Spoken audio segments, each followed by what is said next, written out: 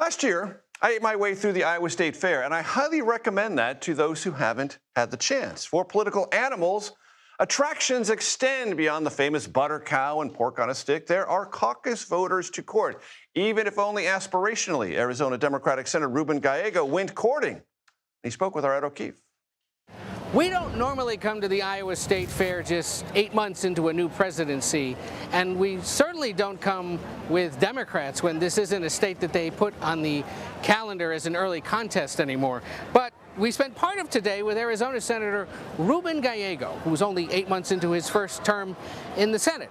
We spent the morning with him at a meat processing plant in Marshalltown, Iowa, and now he's here at the Iowa State Fair.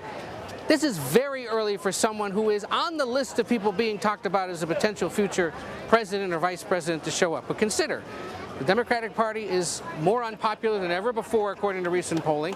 And without control of the White House or Congress, there's a big leadership void. So guys like Gallego, who are not yet household names, are trying to fill that void and suggest to the party base, I'm someone who could lead us into the future. So we talked a little bit about that this morning after his tour of that plant in Marshalltown. But let's not dance around it. You're thinking about running for president, right?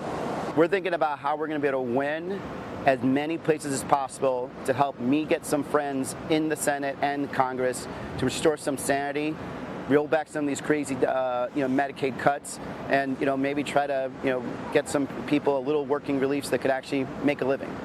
And then maybe one day, keep on fishing. I ain't biting on that one. Gallego and his staff do very little to tamp down the talk of him one day perhaps running for president.